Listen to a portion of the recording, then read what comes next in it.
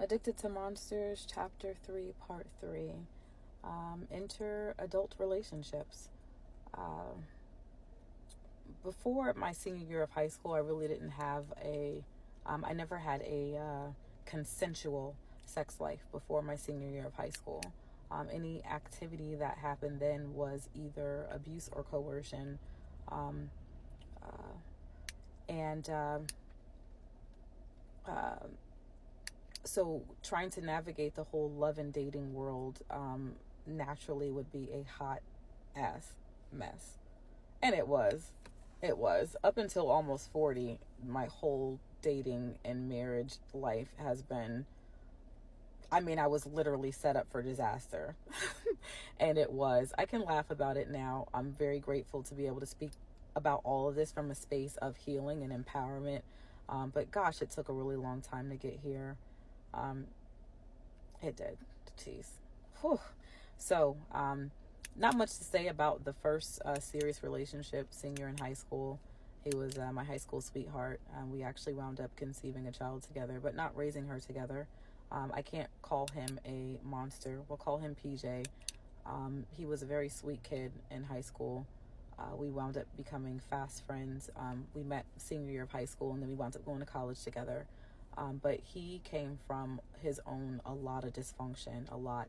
And then some things happened in his early adult years that I think really changed him and brought out the worst in him. He was not present for the majority of, or pretty much for all of raising of our daughter. Our values and stuff just never were the same. I cannot call him a monster. He actually, when we were in high school, he was the only male, and still one of the very few males my entire life that ever spoke for me or stood up for me as it pertains to my father, because he happened to be present in the house one day. We were in the living room, just kind of goofing off, like I forgot what the heck we were doing, but we were just literally playing. Like, we're still big kids. It was nothing sexual. And my parents were getting ready to go somewhere and do something, and my dad had just stepped out, and I forgot what the heck we were doing. Like, we were fighting over the remote control or something, but we were on the living room floor, just literally rolling around, being goofy, playing and watching something. And a couple minutes later, my dad, he comes back in the house for some reason, and he sees us on the living room floor. Mind you, we're clothed, and whatever the heck we were doing, we were just being silly kids. We were still clothed. It was nothing sexual, but I could understand why he would maybe be a little uncomfortable with what he saw. Which I really cannot remember. But his first inclination was, it's something bad. He never asked us any questions. He never, he just jumped to conclusions, and he never addressed PJ at all. He only spoke to me. He called me a hoe in front of him. I forgot what else. He basically told us both to get out of the house. And we both were trying to explain to him, like, chill out. Like, it's literally what you see. Like, what's the problem? Like, we have clothes on. We're just in the living room. Like, we're all over each other. But again, like, we're just, it was something. I don't really recall, but it was nothing that was even like PG NC-17. I recall that. And, that really, really shook PJ, for him to see his pastor and my father and this man that he looked up to because he didn't have a father, speak to me in that way. It really upset him. And he went home and he wrote a long letter to my dad. He let me see it first, and he gave it to him. And the letter was just basically saying, like, respectfully, this was really upsetting for me to see. I don't think that it's fair that you should, talk to your daughter like that. She's my girlfriend. Like, there's no way I could, just not say anything about this. I do respect you, you're my pastor, but, and some other things like that. My father I don't even know if he ever even read the letter. He never answered him. He never addressed it. He did talk shit to me about the letter, though. I recall that, but I don't recall what he said about it. That's it. That's the summation. We wound up conceiving a child later on in our college years, in a very irresponsible way. However, when I found out that I was pregnant, I told him, and his answer was, I'm not ready to have any kids, abort it. And so I went on and raised her a different way, and that's that's almost the end of that story. He wound up being a very small part of her life later on, and they have a relationship now. But, you know, if you didn't really have a hand in actually raising a child, you know, what kind of relationship do you expect to have? So that's that. That's that. So moving on to the next thing, college. In college, my relationship, high school relationships usually aren't designed to last through college, and it didn't. I wound up seriously falling head over heels for a guy, we'll call him Romeo, very quickly.